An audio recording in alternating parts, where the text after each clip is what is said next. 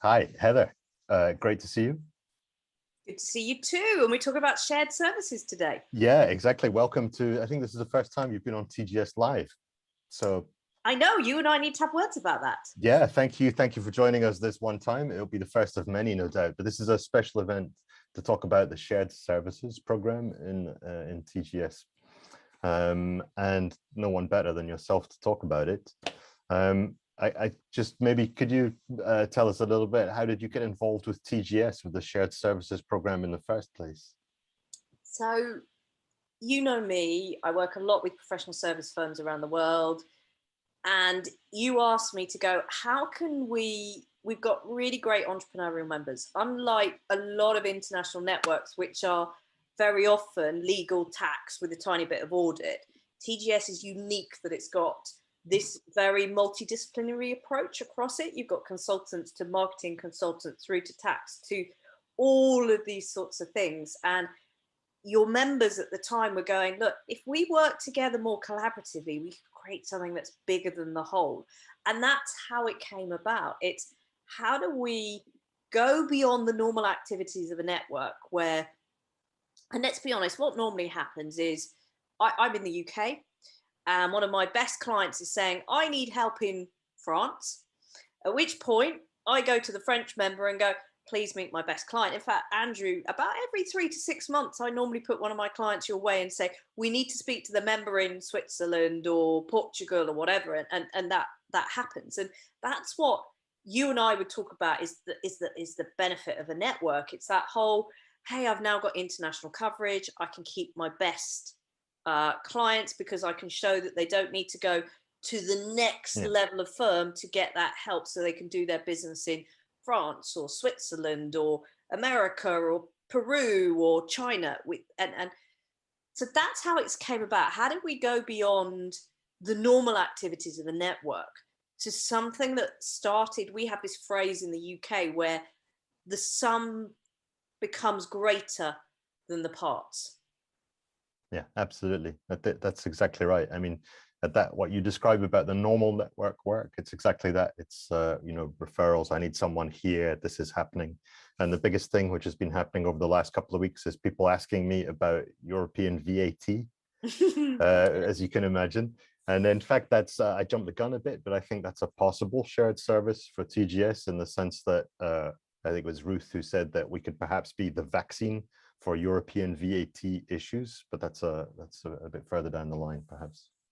And I think this is a really good point, just to talk about what is a shared service and what isn't, because there's a lot of, hey, if I come to this meeting, I'll grow my profile and then help me decide on what this service could be. Yeah. And of course, you and I are there, we're there to brainstorm, but actually it's probably worth sort of talking about what a shared service is and what it isn't. So this isn't about you doing what we would call the normal network stuff of going, hey, can you go and sell my service to your clients, please? It's not a reactive sort of stuff. This is about actually joining together to build something. So let's Matthias. So Matthias, and he said this publicly, 10% of their revenue comes now from the shared service they built. Yeah. And what they realized was that there's a massive need to automate part of the automate all parts of your business. Yeah. But through the shared service process, they really honed down on just automating, I think it was accounts payable. Yeah. And as a result, they went to the other people in South America who had some sort of financial bearing, so mostly the accountants. And as a result, the rest of South America went out and sold this extra service, and the South American members benefited by a bit of extra income. And this is how Matthias and their part of TGS grew by 10%. Yeah. So this is where there was a service that other members proactively went and sold, which was fulfilled by Matthias's team. So that's one example. Yeah, I think Matthias as well. Sorry, that service was a key example, because often when you talk about services, everybody's got services. They're classic things that they do and could give you a big list of the tax and audit accounting service they could do. But that's the normal things. And I think this automation, the process automation that Matthias was offering, was also, it was something new, but it was also something that he could train the other members to be able to offer that service for themselves as well. So that was potentially a new service line for the existing members. And I think that's characterizes perhaps a shared service as well. Yes, where you're bringing through using the expertise within TGS, you're able to offer something else. So let's talk about tax. Now, for a lot of our members, tax is the magic word. Tax is what gets them international work, which opens up a dialogue, whether you're legal, whether you're accounting. And we've got a great example that's starting to build up with Guy around transfer pricing. So for those of you, and forgive me if you understand transfer pricing, but for those of you who don't, it's all about where do I route the revenue of my business in order to pay the least amount of tax. So do I headquarter myself in Luxembourg, which a lot of people do? And it's all about where do I need to base myself in order to get the best advantage of tax and international corporation tax points. And if you're wanting to know more about transfer pricing, I can give a shameless plug at the moment that in November, Guy and some other members of the teams are bringing together to create a webinar called "Everything You Wanted to Know About Transfer Pricing, but Were Too Afraid to Ask." Or perhaps it will have a sexier title by then, but that's the idea. That's a great title, by the way. Don't leave it there. We'll use that, or transfer pricing for beginners or getting into yeah. And anyway, so as you can imagine, as this is all about having people that understand the tax regime in their country and understand transfer pricing. And so what Guy is doing is bringing together across TGS and also countries where there's not a TGS member, these transfer pricing experts. So what they've actually done is that they've come together collaboratively, and they can now go out to market with an offering that will rival a Big Four offering or say a top 4, 5, 6 international network offering. That actually they can now go, and I can't remember, Guy, he's Canada or America, isn't he? And I think he's America. Yes. I was thinking, I'm sure the it's French not aspect in there, but there's a French link. Yeah, Absolutely. And my apologies, Guy. So actually he in America has now got transfer pricing based in the UK through Hillier Hopkins, the TGS member in the UK, but also the other key kind of international trading centers, which means that now, and you've got this shared service. So for them, it's very much aligning their standards, their processes, their systems, but also starting to put a campaign together across the TGS network of transfer pricing experts and a few others so that they can go to market together. So this is far more than just, hey, I've got a great idea. Can you go and sell my service? So we're seeing something similar, aren't we, happening within the Middle Eastern region with audit, that they're coming together, they've built their own audit software.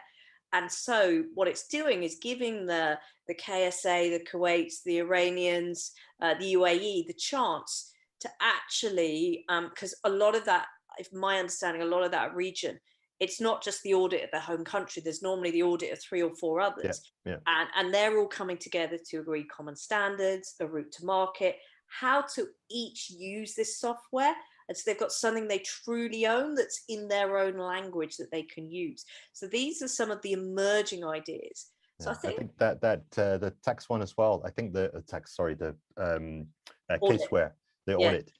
Tax on the brain, but it's because everyone's asking me about European VAT, but the audit, I think as well, the shared notion that as well is that they can share staff. If they have similar work processes and identical client experience, they can share staff among themselves, which means that they can adapt the size of bigger projects when they need to. And that's the kind of sharing aspect of a service, which is great because it's more than a referral. It's actually being the same company in a way. It's taking the TGS brand to the next level, and it's taking the network to the next level. Now, some of the ideas we see are all about how can we set up a strong international desk for our region. And we'd say that's great. We'll support you to do that, but that's not a shared service. That's what you and I would call the business of a network. That's how a network such as TGS really members earn their revenue from it. It's having that strong international regional presence, and that's what you do routinely, isn't it? Exactly. And there's it strikes me there's another it's ingrained in my mind from your first presentation, which obviously was very good to stick in my mind, that it's the idea about you market, sell, and deliver the service. And there were two angles for that, because we did a doing business in Italy webinar last week, and Lance Audit, one of our members, they have a new service. They've opened a whole new office for it, and it's sustainable auditing for jobs. So the idea about sharing that service from the members is that they can explain it simply so that another member can sell that service for them. And that's a different thing, isn't it? That's another way of sharing the service, like sharing the responsibility of selling it. So that's for the member to take the steps to be able to sell it simply. And that's tough. That's tough. Yeah, and I think so you and I have probably heard, well, you've heard more, but we've probably heard 30 odd ideas for shared services over the last 2 years. The reality is probably only 10 to 20% of them are going to come to fruition. And we were discussing, what is it that makes it really successful?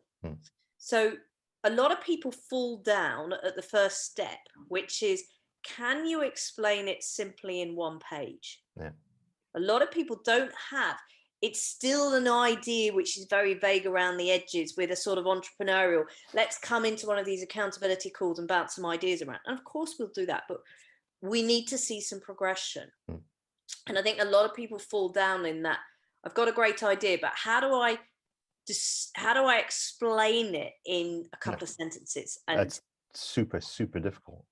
I mean, the concept of us, even for an international network, when we started TGS, it was new, but the same.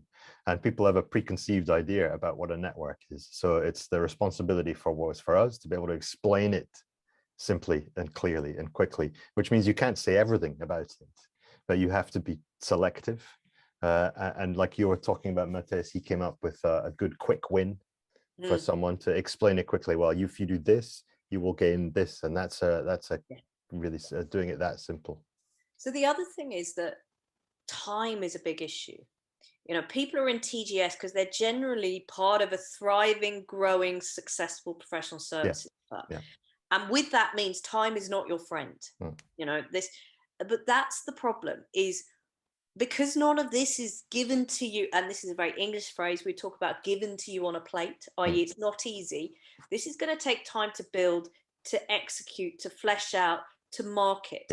So typically, for it to be a success, and where we're seeing significant progress, there is top level strategic buy-in from the partners within your firm. You know, I think from what Matthias has told us, they've got the idea for the shared service, then the shared service project came along, and it was the mechanism that took it from an idea to a thing.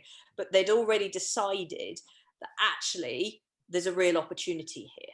Yeah, I think also from Matthias, that answers the question, how do I find time to move forward with the idea?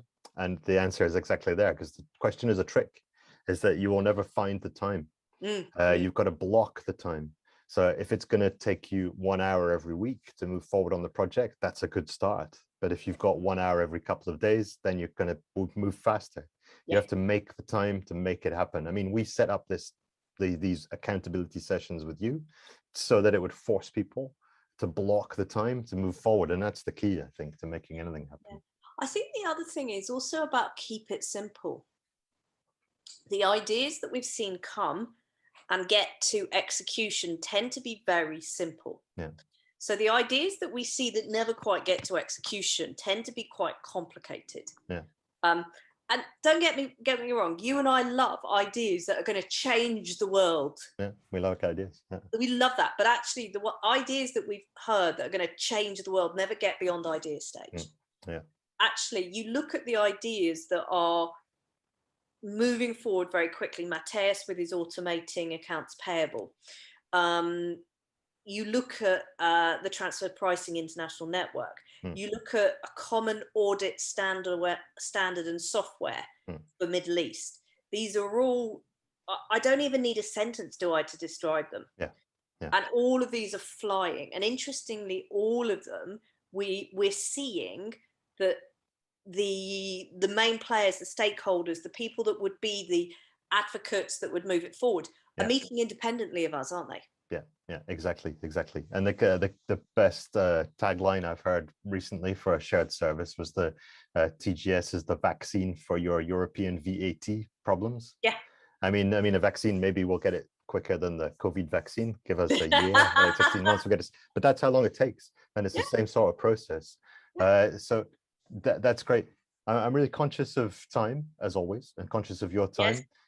And everybody, if you're sticking with us, if you've made it this far in the TGS Live, thank you. And comment in the side, and follow our social media and check out the website as well.